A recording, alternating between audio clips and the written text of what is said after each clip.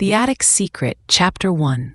The Echo of a First Kiss. Chicago Suburbs, Illinois, 2024. Laura Vance, 45 and fiercely independent, watched the news with a lukewarm cup of tea in her hand. The local evening report, usually a bland rehash of zoning meetings and traffic woes, suddenly flashed an image that made her gasp, tea sloshing onto her pajama top. It was Elmwood High, her old high school, or rather, what was left of it. The grand old brick building, a relic from the early 20th century, was in the process of demolition. Cranes clawed at its venerable walls, dust billowed against the twilight sky, and its iconic, steep roof, crowned by a quirky, small attic, was crumbling. The reporter, standing amidst the rubble, spoke with practiced solemnity. Demolition of Elmwood High continues, making way for the new state-of-the-art community center. Crews working on the old attic, a space rumored to have been off-limits for decades, found some surprising artifacts today. Among them, a collection of old yearbooks, dusty trophies, and oddly enough, a single faded photograph. The camera zoomed in. Laura froze. The photograph, slightly bent at the corner, was unmistakably of a young boy.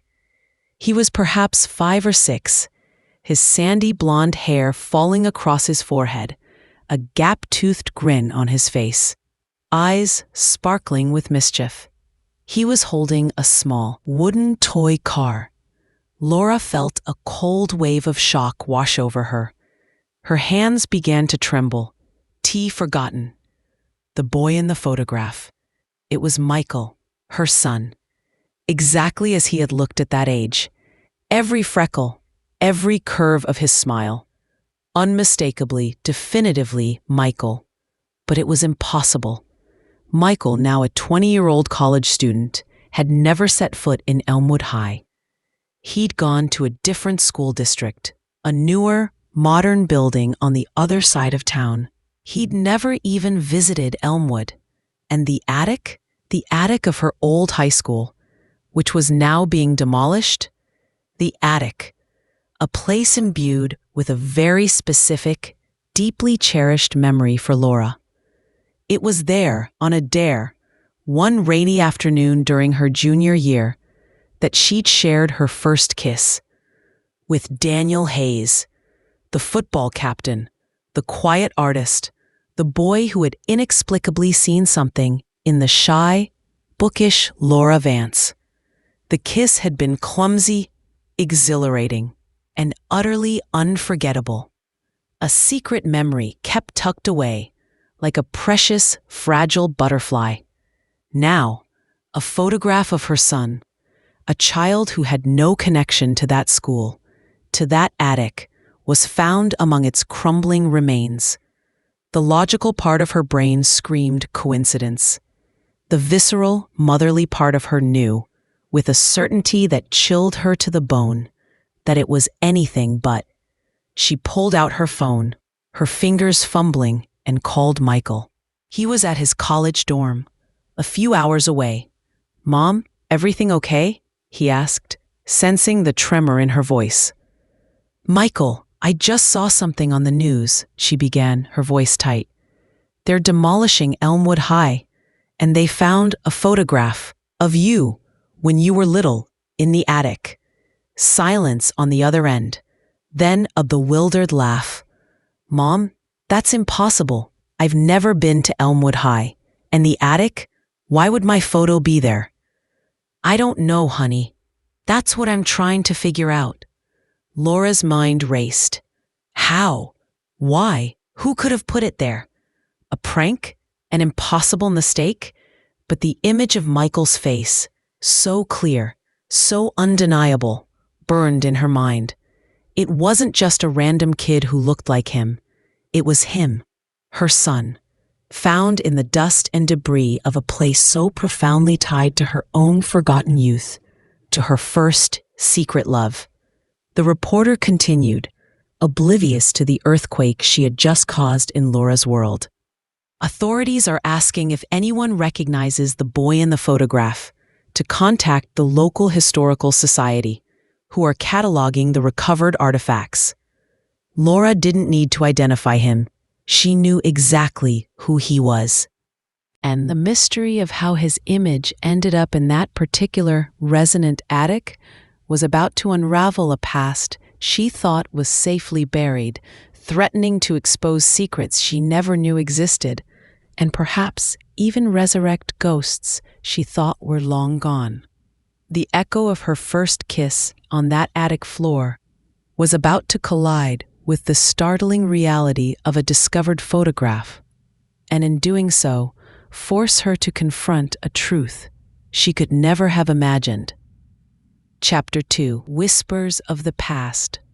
Laura didn't sleep that night. The image of Michael's childhood face, superimposed on the crumbling walls of Elmwood High, replayed endlessly in her mind. The sheer impossibility of it gnawed at her.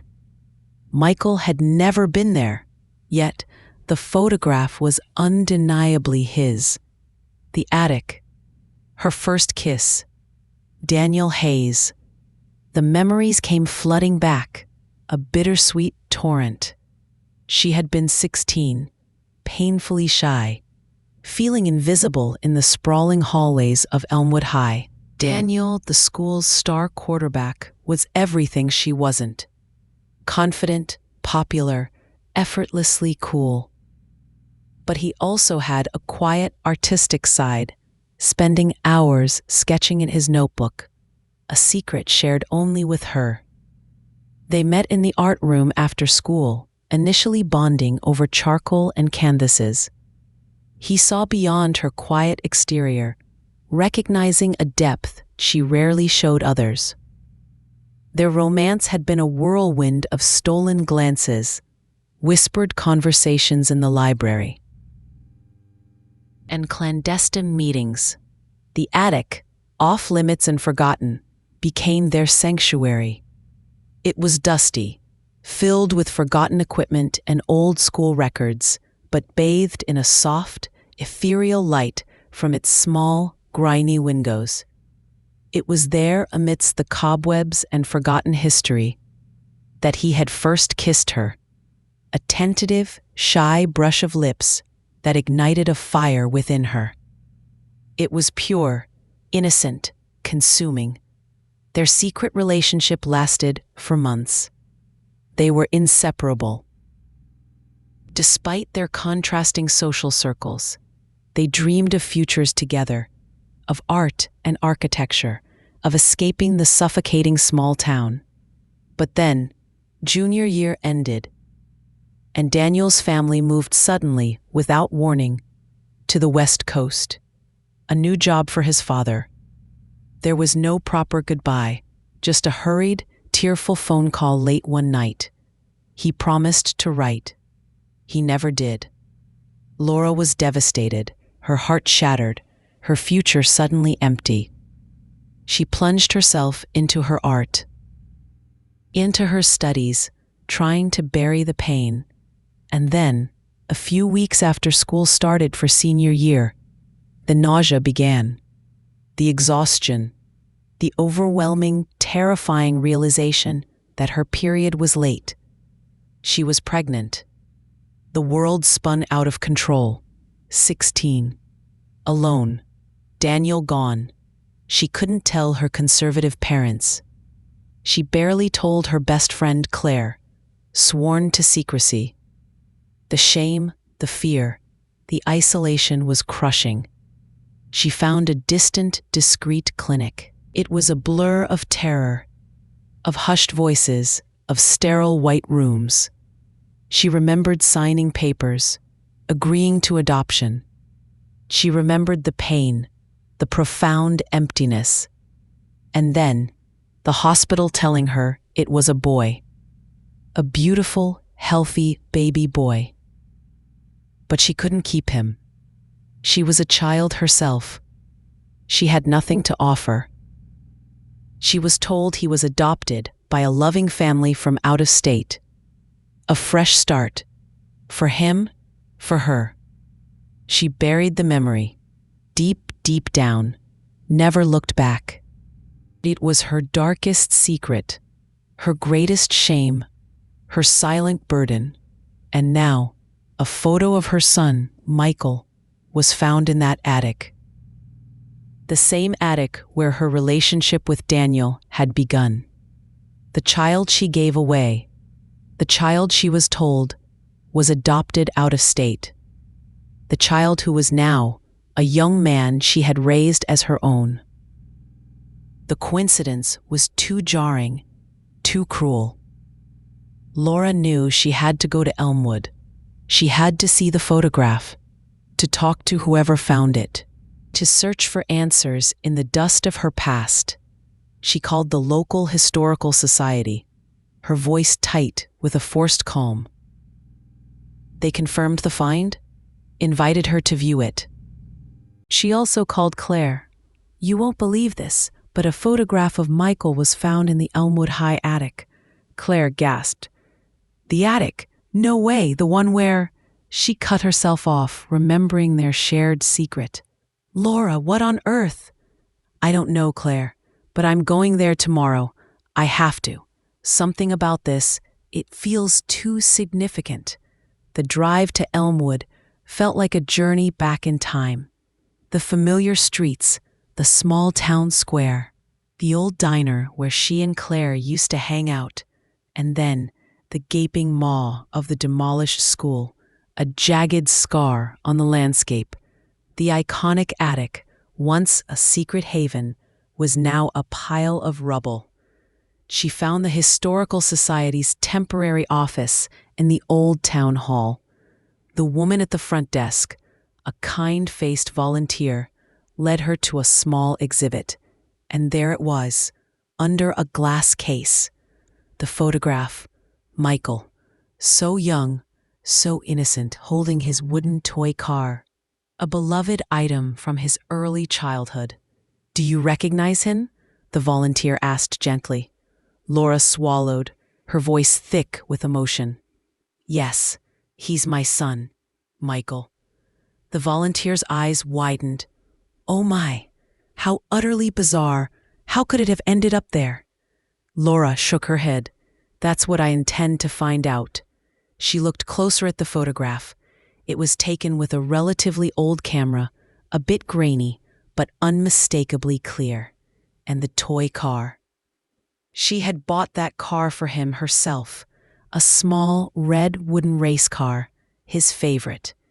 It was a tangible link to her son, the son she had raised, not the one she gave away, unless there was a connection she had never, ever considered, a connection that bridged the decades, two distinct lives, and a secret she thought was buried forever. The photograph was not just an echo. It was a blaring siren, forcing her to confront a past so profoundly intertwined with her present. It threatened to unravel everything she thought she knew about her own motherhood and the hidden truth of her son's origin. The attic, once a place of sweet, innocent secrets, was now yielding a truth far more complex and devastating. Chapter 3. The Archivist's Whispers. Laura's mind reeled from seeing Michael's photo. The Historical Society couldn't offer any answers beyond the discovery itself. She needed to dig deeper. She remembered Mr. Hendricks, the school's old archivist, a quiet, meticulous man who had seemed to know every dusty corner of Elmwood High. He'd been there for decades. If anyone knew the school's secrets, it was him. She found his name in an old school directory. Then an online search led her to a retirement home just outside town. Her hands trembled as she dialed. "Mr. Hendricks, this is Laura Vance. I was a student at Elmwood High in the early 90s. A pause. Then a slow, gravelly voice. "Laura Vance? Ah, yes. The artist, always sketching. You were a quiet one, but you had a way with words too. I remember your creative writing essays, tucked into your English notebooks. Another jolt. Her notebooks. The ones she'd poured her heart into. The ones Thomas Emerson had read. The echoes of the past were becoming a cacophony. Laura explained about the demolition, the attic, and the photograph of Michael. There was a long silence on Mr. Hendricks's end. A silence that spoke volumes. "The attic," he finally said, his voice lower, almost a whisper. "Yes, I knew that place. Held many secrets, it did, including a few I kept for certain students." "Mr. Hendricks," Laura pressed, her voice urgent, "do you know anything about that photograph? How could it have been there?" He sighed, a long, weary sound. "Come visit me, Laura. Tomorrow. We have much to discuss. 50 years of history, and a few things I've held on to that might just make sense now." The next day, Laura sat in the sterile common room of the retirement home, facing Mr. Hendricks. He was frail, his memory occasionally wandering, but his eyes, though faded, held a sharp intelligence. "The photograph," he began, his gaze direct. "It was with your old English notebook, Laura. Not in it, but tucked inside the back cover. In a box I kept up in the attic. A box of special student works. Yours, Daniel Hayes's, a few others." Laura felt a dizzying wave of disbelief. Her notebook, with Michael's photo inside. But that still didn't explain how a photo of her son, taken years after she left Elmwood, could be in a notebook from her high school days. "But how?" Laura whispered, her voice raw. "That photo was taken when Michael was 5. I hadn't been in that school in 20 years, and Michael certainly hadn't." Mr. Hendricks leaned forward, his voice dropping. "Laura, do you remember Daniel Hayes?" "Yes, of course," she said, her heart clenching. "He came back, you know," Mr. Hendricks continued, "about 20 years ago, to Elmwood. He adopted a boy, a beautiful little boy, about 5 years old. Daniel and his wife Clara, they had tried for years, couldn't have children." Laura felt a cold dread creep up her spine. "Adopted? Daniel adopted a boy?" "Yes, and the boy? He looked remarkably like Daniel. And, if I may say so, a little like you, Laura. Same sandy hair, same eyes." Mr. Hendricks paused, his gaze fixed on her. "His name was Michael. Michael Hayes." Laura gasped. The room spun. Michael Hayes, Daniel's adopted son. Michael, her son. "I kept a few things from certain students," Mr. Hendricks continued, his voice soft. "I had a knack for seeing connections. Daniel, he came to see me a few times after he moved back. He was an architect, came back to help with some renovation proposals for the school. He even visited the attic, looking at old blueprints.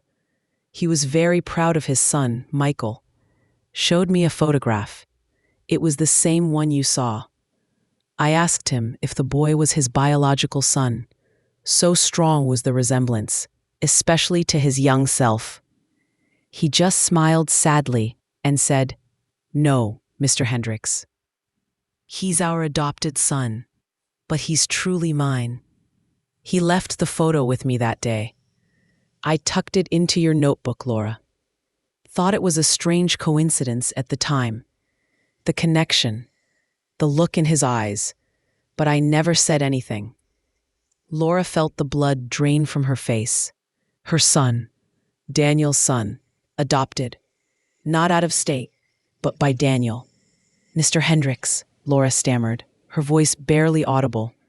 "My son, Michael, he's adopted. I gave him up for adoption when I was 16. A baby boy. He was adopted by a family out of state." Mr. Hendricks' eyes widened, a flicker of profound understanding, then sorrow, passing through them. "Oh, Laura, my dear sweet Laura. The coincidences. The universe works in mysterious ways. when Daniel and Clara adopted Michael. It was through an agency that worked with out-of-state placements. They sought a child whose background they knew little about, wanting to avoid any potential future interference from birth parents. The pieces of the puzzle slammed together with a sickening force. The secret she had buried for 29 years. The son she had given up. The boy she had then raised as her own, believing him to be someone else's. The incredible, impossible truth. Michael was her son, her biological son, and he was Daniel's son, their son. The child she had given up, thinking he was going to a distant family, had instead been adopted by his own biological father, who had no idea of the connection. The photograph wasn't a coincidence. It was a beacon, a cry from the past, illuminating a truth so profound, so devastating. It threatened to unravel the very fabric of her existence. The first kiss in the attic had not just sparked a fleeting romance. It had inadvertently created a life, the secret life, that had now, 2 decades later, found its way back to her through the dust and debris of a demolished school, revealed by the quiet whispers of an old archivist. Her son, her child, had always been hers, twice over, a truth hidden by a cruel twist of fate, now spectacularly unveiled. Chapter 4. The Unspoken Truth of Motherhood. Laura left Mr. Hendricks in a daze, the world spinning around her. Michael, her son, their son, the child she had given away, believing he was gone forever, adopted by strangers in a distant state. He had been adopted by Daniel, his own father, unbeknownst to either of them. The irony was so cruel, so utterly cruel, devastatingly profound. It felt like a cosmic joke. She drove aimlessly, her mind a whirlwind of fragmented memories and shattering revelations. The terrified 16-year-old girl, alone and desperate, making the impossible choice. The relief, followed by a profound, gnawing grief when she was told the adoption was complete, that her son was with a loving family out of state. The years of burying that secret, never looking back. Then 5 years later, meeting a new man, falling in love, and finding herself pregnant again, this time joyfully. That pregnancy had ended in a late miscarriage, a heartbreak that had left her utterly devastated. The doctors had told her she might never conceive again. It had been a dark, despairing time. But then, an unexpected miracle, an opportunity to adopt a baby boy, just a few months old, through a private agency. A baby whose biological parents were unknown, who needed a home. She remembered the rush of love, the profound connection she felt the moment she held him. She named him Michael, her precious Michael. He was the child who healed her, who filled the void left by her miscarriage, who gave her life meaning. She had poured all her maternal love into him, believing he was the child destiny had intended for her, a gift after so much loss. And now the truth. Her adopted son, Michael, was her biological son. The very child she had given away. He hadn't been adopted out of state by strangers. He had been adopted by Daniel, his own father, and her first love. The realization brought a fresh wave of complex emotions, overwhelming joy at the incredible, almost miraculous reunion with her biological child, but also a searing pain for the decades of missed connection, the years of believing her son was someone else's, and a profound, aching sorrow for Daniel, who had raised his own biological son unknowingly, under the guise of adoption. She had to tell him. But how?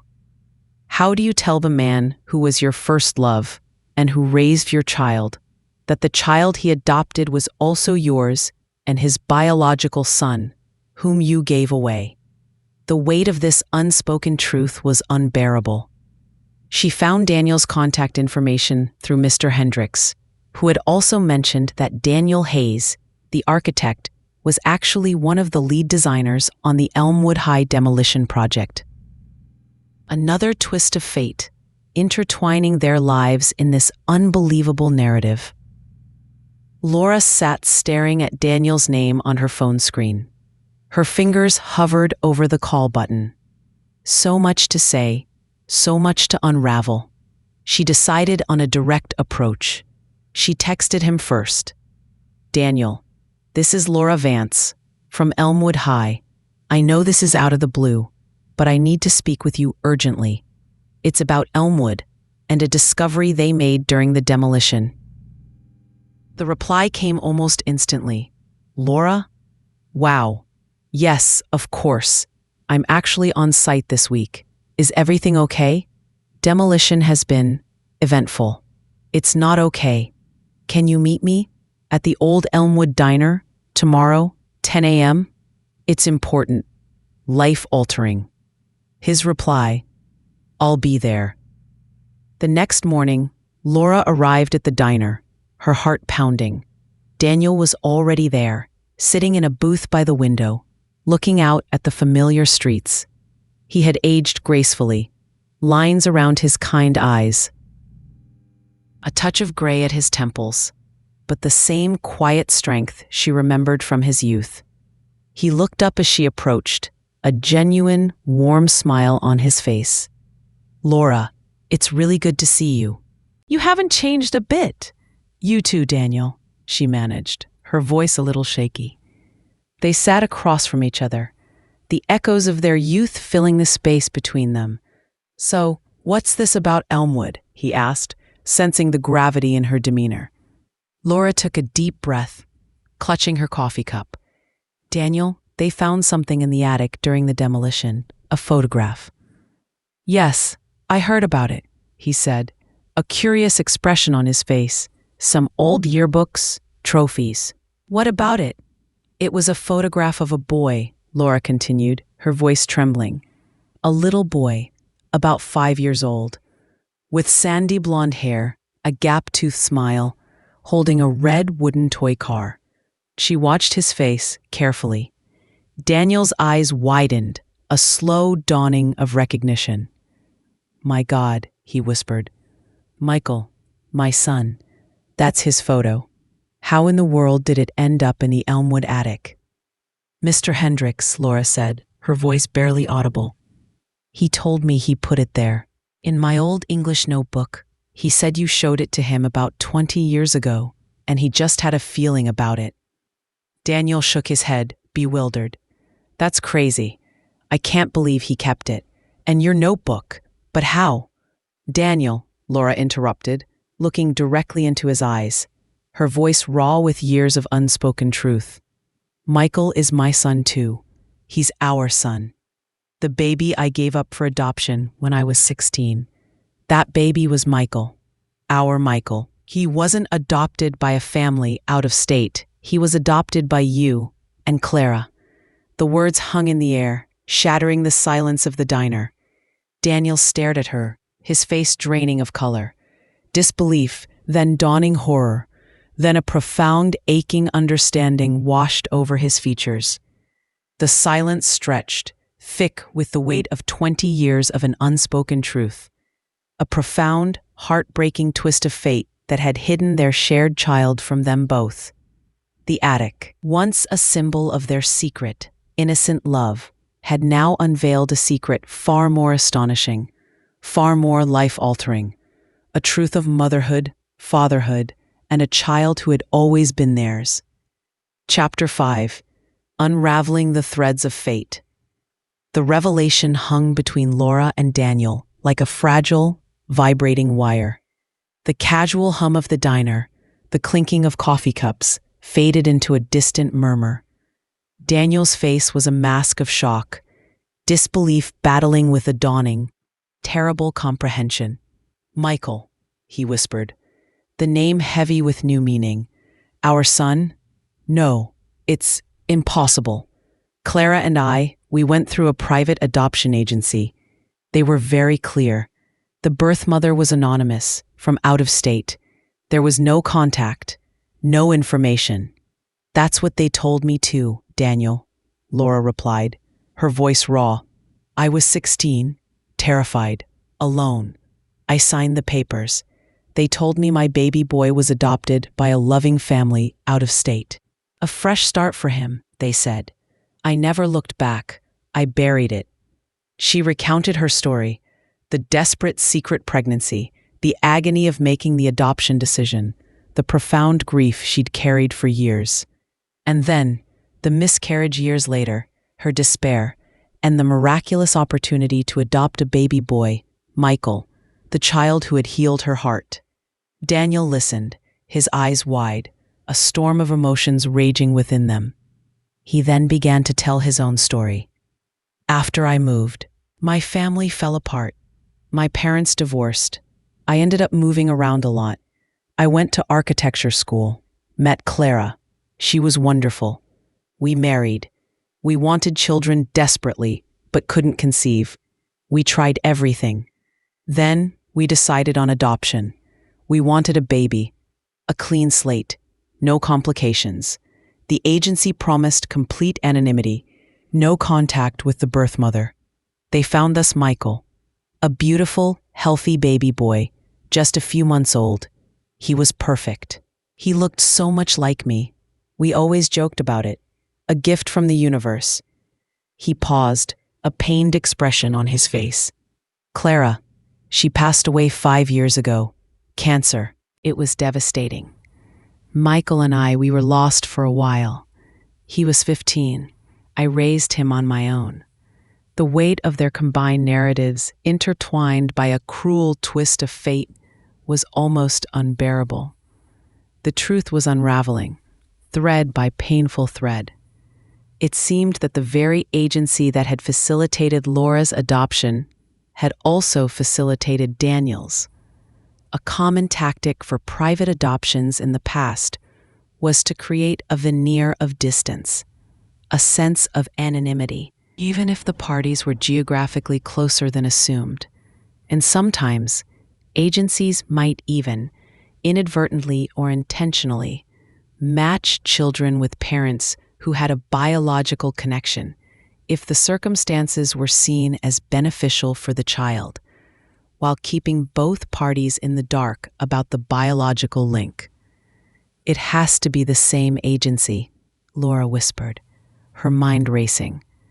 They told me out of state to ensure anonymity, to make it easier for me to move on. They told you anonymous birth mother for the same reason. It was a closed adoption. So closed, it hid the most incredible truth. Daniel closed his eyes, a single tear tracing a path down his cheek. My God, my whole life, Michael, all those years, I thought he was just a gift, a miracle, never knowing he was ours. He looked at Laura, his gaze raw with a mixture of grief and wonder. You raised him. You were his mother all along, and I was his father, both times. The profound irony was breathtaking. Laura had given birth to their son, given him away, and then, by an astonishing turn of fate, adopted him back, raising him as her own, believing him to be a stranger's child. Daniel had adopted a son, loved him fiercely, never knowing he was raising his own biological child with the woman he had shared his first kiss in an attic decades ago. We need to tell Michael, Laura said, her voice firm, despite the tremor in her hands. He deserves to know the truth. All of it. Daniel nodded slowly, his eyes still wide with the enormity of the revelation. He's going to be shocked. But yes, he deserves to know. Our son. The words tasted foreign on his tongue, yet profoundly right. They spent the rest of the day sharing memories of Michael, piecing together his childhood from two different perspectives. They discovered shared anecdotes, beloved toys, character traits that were undeniably both of them. It was a bittersweet blend of revelation and regret, of joy and profound loss for the years they hadn't known. Laura also learned about Daniel's life after he moved, the heartbreak of their abrupt separation, his struggles to connect in a new town, his eventual success as an architect, his happy marriage to Clara, and his devastating loss. Their individual life stories, once seemingly separate, were now inextricably woven together, bound by the thread of their shared child. The attic, the site of their first kiss, had not only held the innocent secret of young love, but had guarded the much larger, more incredible secret of a life born from that love, a life that had circled back to them both in the most miraculous, improbable way. The photograph of Michael, found in the dusty debris, was not just a clue. It was fate's deliberate, undeniable declaration, unraveling decades of silence and bringing a family, unknowingly separated, back into its profound, astonishing truth.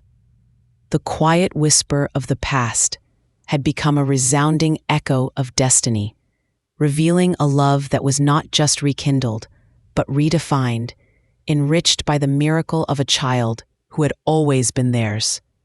Chapter 6: The Unveiling to Michael. The truth, once a suffocating secret, now felt like an enormous weight pressing on Laura and Daniel's shoulders. Telling Michael would be the hardest part. He was their world, a confident, intelligent young man who believed his origins were a simple adoption story. To complicate that with a biological twist, a secret pregnancy, and a revelation that his adoptive father was also his biological father was daunting. They decided to tell him together. Laura booked a flight to his college town, Daniel driving from Ohio. They met at a quiet cafe near his campus, a neutral ground, preparing themselves for a conversation that would forever alter their son's understanding of his own identity. Michael arrived, casually dressed, a stack of textbooks under his arm. He smiled, surprised to see both his parents there. "Hey, Mom. Dad, what's up? Is everything okay?" He looked from one to the other, sensing the gravity in their expressions. Laura took his hand, her voice gentle but firm. "Michael, your father and I, we have something very important to tell you. It's about your past, about your birth." Michael's smile faltered. He looked at Daniel, who nodded, his eyes filled with a profound sadness and love. "It's a long story, son," Daniel began, his voice a little hoarse. "But it starts with your mom and me, back in high school." They began to recount the tale, carefully, slowly, weaving together their separate narratives. Laura spoke of her young love for Daniel, the attic, the first kiss, then her secret pregnancy, the terror, the impossible choice to give up her baby for adoption, believing he was going to a family far away. Daniel then picked up the story, his move, his marriage to Clara, their struggles to conceive, and their decision to adopt. He described the immense joy when they were matched with baby Michael, how he felt an instant connection, joking about his uncanny resemblance. They explained how Mr. Hendricks, the old archivist, had been the unexpected key. The photograph, found in the Elmwood High attic, a photo of Michael as a child, placed there by Mr. Hendricks, who had noticed the striking resemblance to both Laura and Daniel, but held his peace for 2 decades. They explained how the adoption agency, for anonymity, had inadvertently, or perhaps intentionally, matched a biological father with his own son, without either parent knowing. Michael listened, his initial surprise giving way to a kaleidoscope of emotions: confusion, then shock, Then a profound, almost stunned silence. His face, usually so expressive, was unreadable. He looked from Laura to Daniel, absorbing every word, every painful detail. "So," Michael said, his voice quiet, almost a whisper, after they finished. "So, you two, you were together. I'm your biological son. And you, Mom, you gave me up. And then you, Dad, adopted me, never knowing I was yours. And then, Mom, you adopted me again." He shook his head, a bewildered laugh escaping him. This is crazy. This is like something out of a movie." "It is, son," Daniel said, reaching across the table to put a hand on his arm. "And it's our truth. We are so incredibly sorry, Michael. Sorry for the secrets, for the years of not knowing. But please, believe us, we both loved you fiercely, every single day of your life, every single moment." Laura's eyes were filled with tears. "My beautiful boy, my miracle. I thought I had lost you forever. And then, fate, in its own incredible way, brought you back to me, to us. The day I held you as an adopted baby, it was like a piece of my soul came home. I just never knew how profoundly true that was." Michael was quiet for a long time, processing. Then, a flicker of something new in his eyes, curiosity. "So, Dad," he said, turning to Daniel, "you mean all those jokes about me being a chip off the old block were literally true?" A small, tentative smile appeared on his face. Daniel smiled back, a genuine, relieved smile. "More true than I ever imagined, son." "And Mom," Michael said, turning to Laura, "the reason I loved your art history books and all those old paintings was because I was always a part of your story, even when I didn't know it?"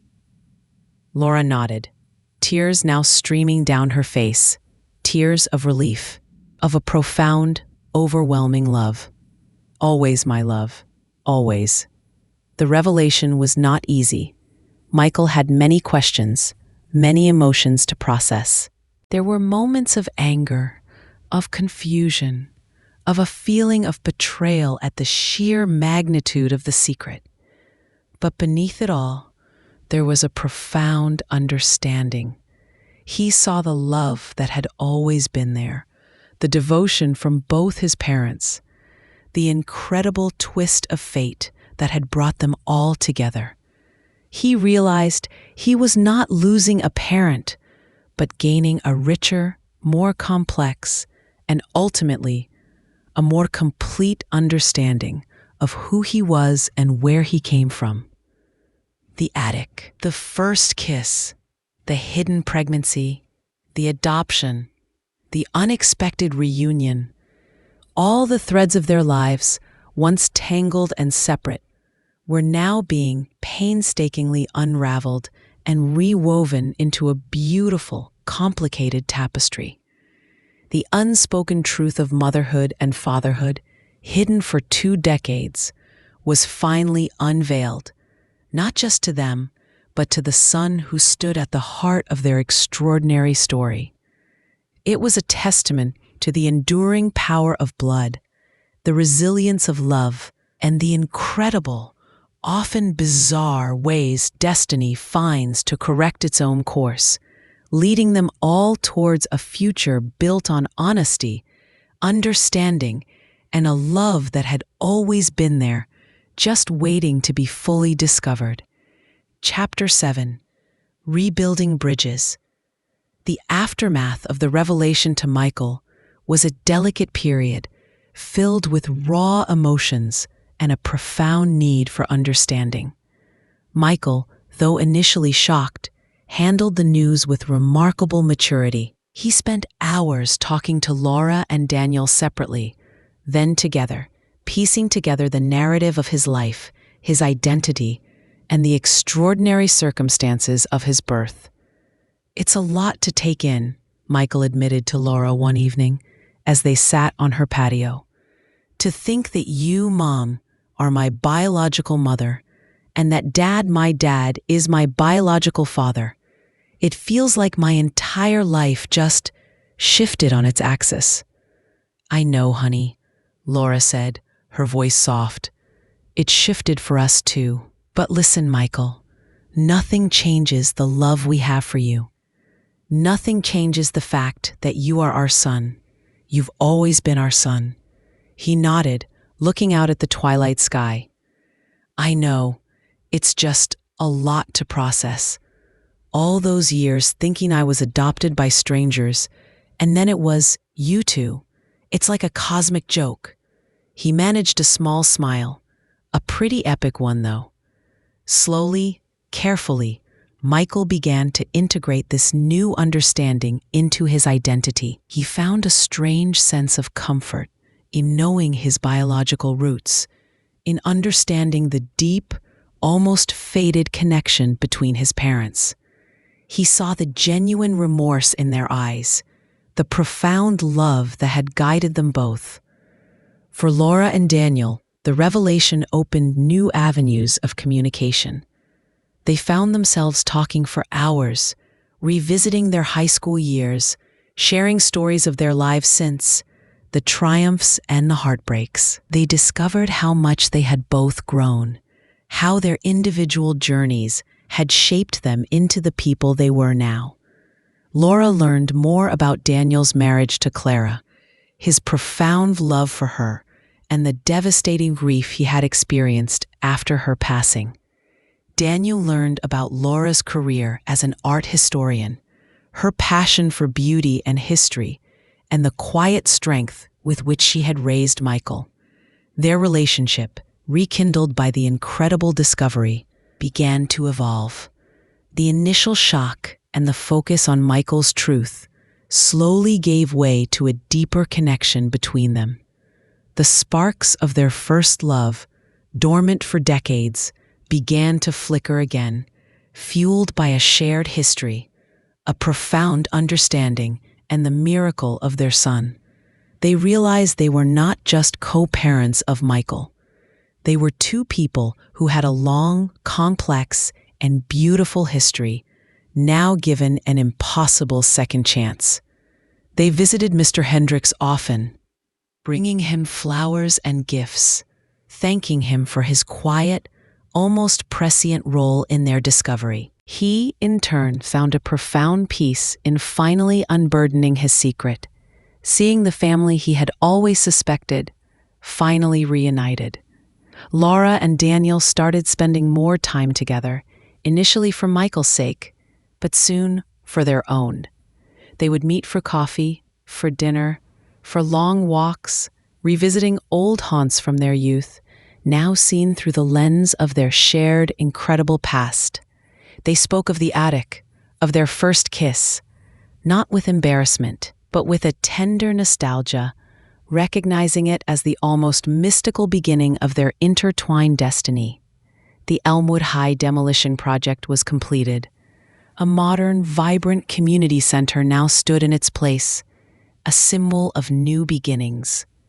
But for Laura and Daniel, and for Michael, the true legacy of the old school lay not in its brick and mortar, but in the improbable secret it had held, and then in its very destruction revealed.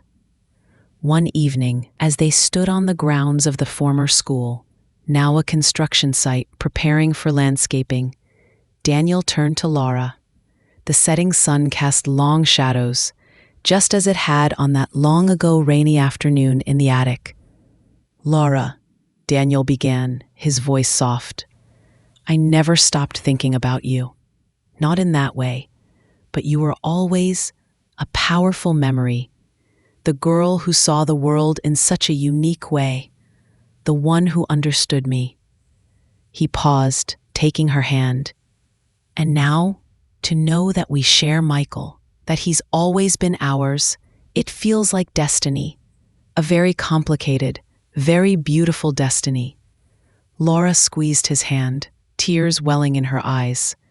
"I never forgot you either, Daniel. Never. And to have Michael, and to have you, it feels like the universe finally corrected something. like a circle finally closing. The bridges between them, once severed by time and circumstance, were slowly, tentatively being rebuilt. Not just the bridges of parenthood, but of a potential future together. The attic secret had not only unveiled a son, but had also, miraculously, paved the way for a second chance at a love that had been born in that very same attic. A love that was now, 2 decades later, poised to blossom again, richer, deeper, and more profound for the extraordinary journey it had taken. The silent truth of their shared history, once a burden, was now the very foundation of their rebuilding. Chapter 8: The Fabric of 2 Decades. The weeks and months following Michael's revelation and the reconnection between Laura and Daniel deepened their bond in unexpected ways. It wasn't a whirlwind romance of rekindled youth, but a careful, respectful reacquaintance of 2 adults who had lived full, separate lives, now irrevocably linked by the most profound of secrets. They discovered shared values, similar approaches to parenting, and a quiet, comforting chemistry that felt both new and familiar. Daniel, the architect, appreciated Laura's artistic eye, her ability to see beauty in the mundane. Laura, the art historian, admired Daniel's pragmatic approach, his methodical way of building. They complemented each other, their individual strengths weaving into a stronger whole. Michael, surprisingly, adapted well.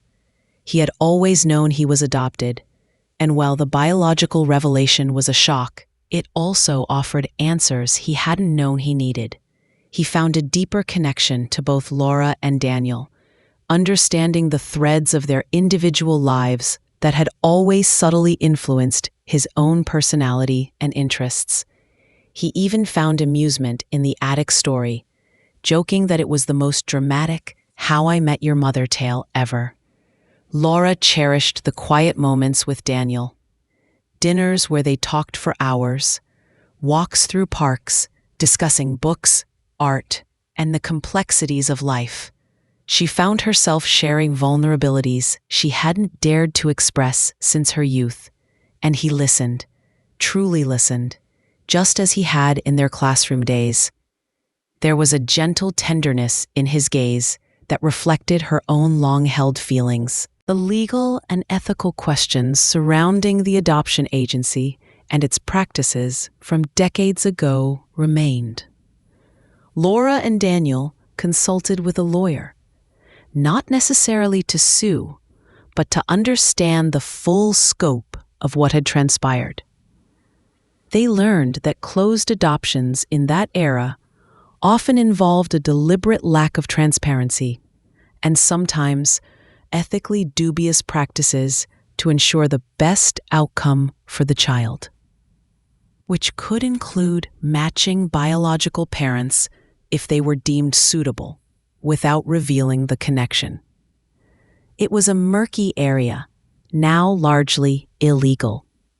While they never pursued a lawsuit, the knowledge solidified the profound injustice they had both unknowingly endured.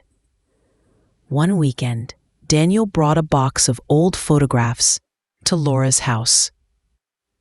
Pictures of him and Clara, of Michael growing up, of family vacations.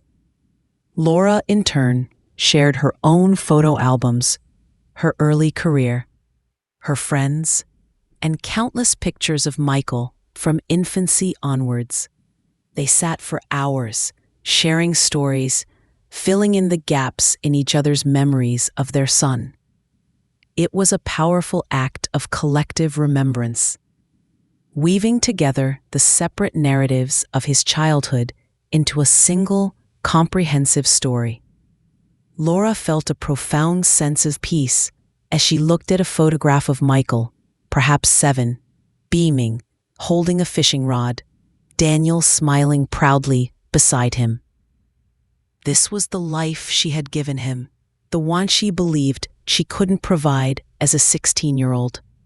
She had unknowingly given him to his biological father, ensuring he had the loving, stable home she desperately wanted for him. The paradox was both heartbreaking and beautiful.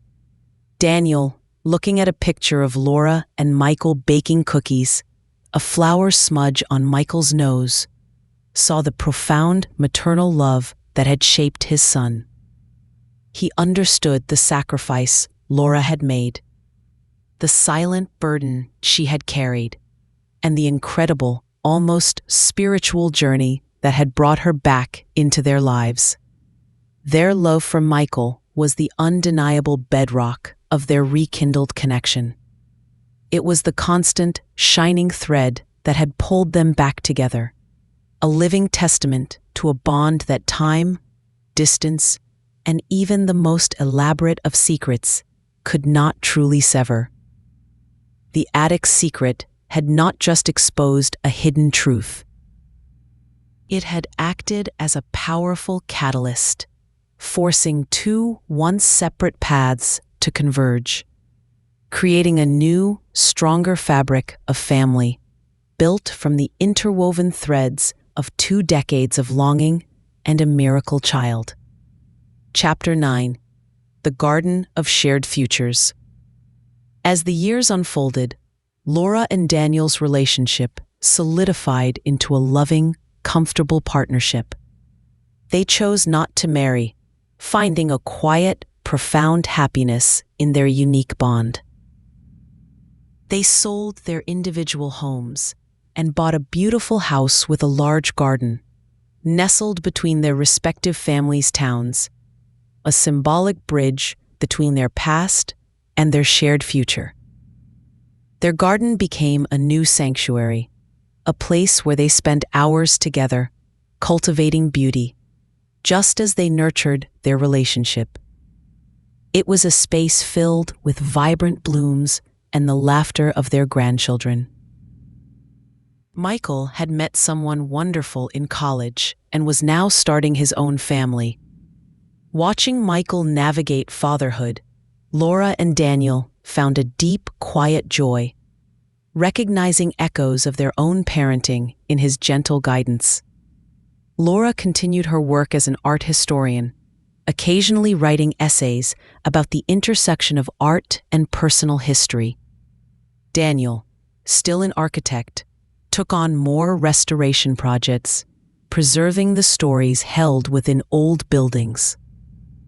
Much like he and Laura preserved their own remarkable narrative, they often spoke of the attic, of that first kiss, and the astonishing chain of events it had set in motion. It was no longer a source of pain or bewilderment, but a cherished, almost mythical origin story, unique to their family. They even visited the site of the demolished Elmwood High, now a thriving community center. It felt right, a place of growth and new beginnings, just like their own lives. Mr. Hendricks remained a dear friend, a beloved elder who had seen the whole story unfold. He would often visit their garden, reminiscing about the old school and marveling at the twists of fate that had brought Laura, Daniel, and Michael together. The photograph of Michael, found in the attic, remained a central artifact of their family history. It was framed and displayed prominently in their home, a constant, gentle reminder of the miracle that had brought them together.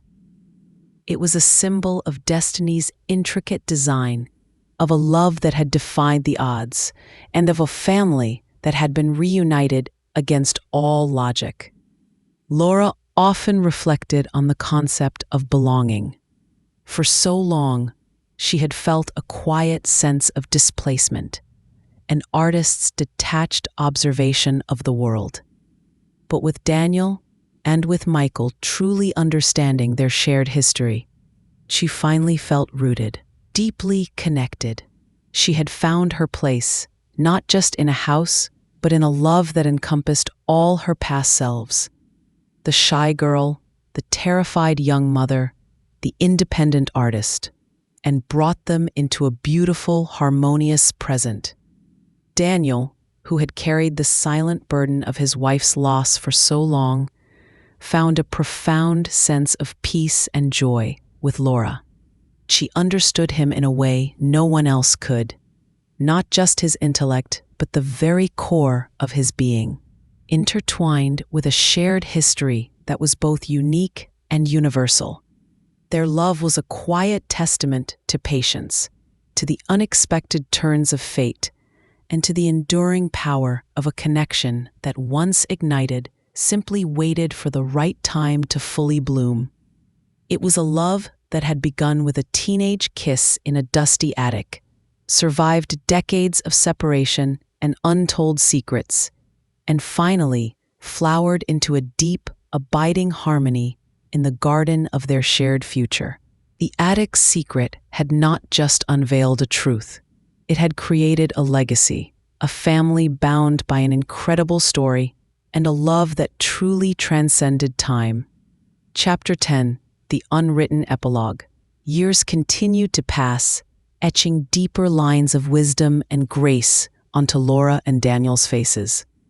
They were in their late 80s now, their steps slower, but their eyes still held the bright spark of shared love and deep contentment. Their home, their garden, their life together was a testament to the profound beauty of a love that had patiently waited for half a century to fully unfold. Michael, now a successful man in his 40s, with children of his own, often visited his parents. He brought his bustling family, filling the house with laughter and youthful energy.